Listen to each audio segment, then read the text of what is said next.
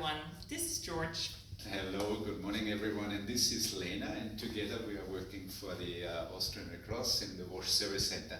And today we would like to present you our most recent work, because together with the Federation and other national societies we are designing a Faecal management unit for emergency response. So why are we doing that?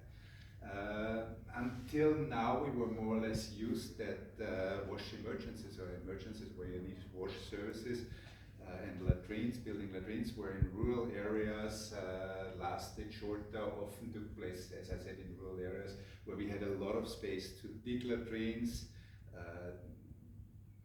decommission those latrines and dig new latrines. Here you see pictures from rural Haiti, Leogan, and from Tanzania in 2014. Nowadays there's an increasing trend that crisis of productive crisis in an urban context with a lot of people on very narrow space where they're in sealed surfaces, and there is no way we can dig latrines at big scale. So it needs desludging options and other options than on rural areas. Here you see pictures from Port-au-Prince, Haiti, again, the earthquake in 2010. Another scenario is mega camps. Here you see a picture of the Mukutubalong mega camp in Bangladesh, 2017. Again, a protracted crisis, still ongoing. A lot of people on very narrow space, again, which needs other options. Lena, what is our vision? Our vision basically is to ensure and safeguard public environmental health in emergencies. We want to reach that goal by following a scientific-led and evidence-led journey. It's important for us that we follow a regional capacity development approach to make sure that what we develop is really available at regional level. And we do everything open source, like we previously did for the Faecal Sludge Field Lab, so that we do what we do is available to everyone. We've decided to follow also a phased approach so that we can flexibly react to the different phases in an emergency.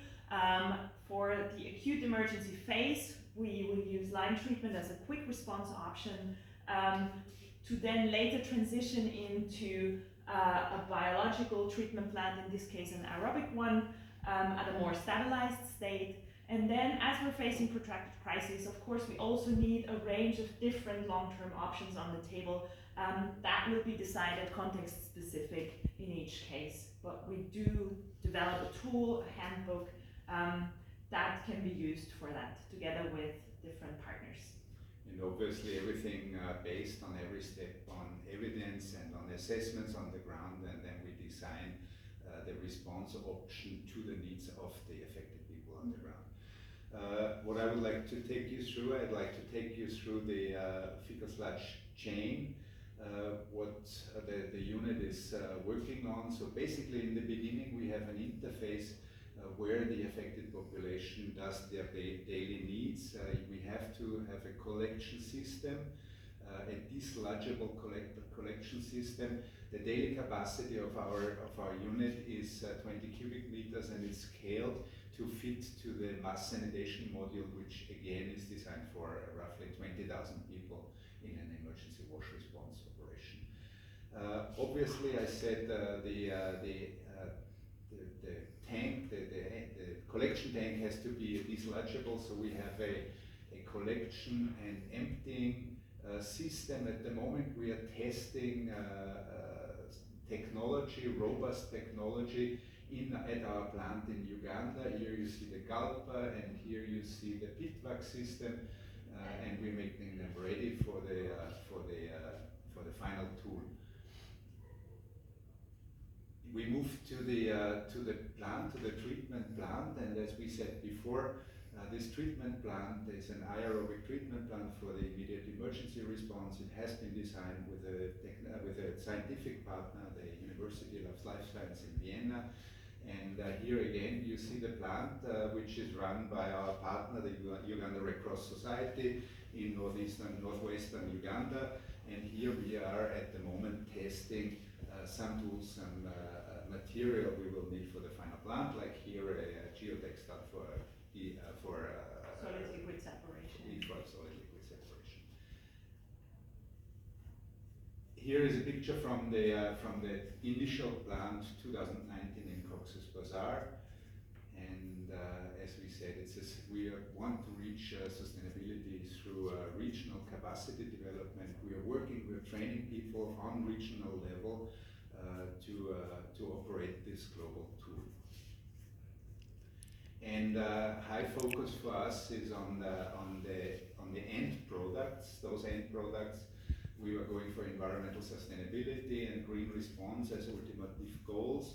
Those end products we cannot allow ourselves that those end products are of a risk for the environment or the affected population.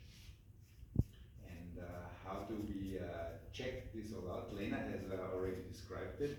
A few years ago, even before before we had a solution for a plant or for a unit, we already developed as the Austrian Red Cross for the Red Cross and for the Federation.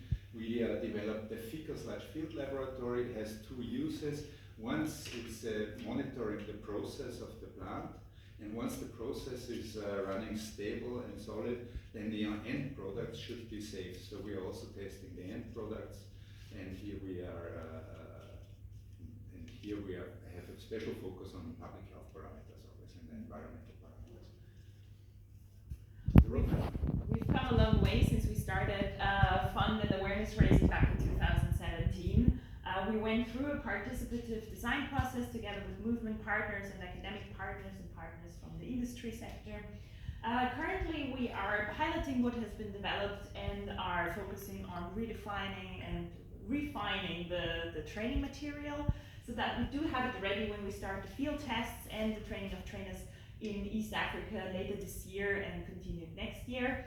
And in 2024 and 25 we hope to reach the phase where we can cascade the developed training and knowledge into all regions globally and also pre-stock the relevant equipment. Our highlights here are that we really can work on a global level but anchor everything within the regions and also make sure that things we develop come from the ground and are not only developed on our desks here.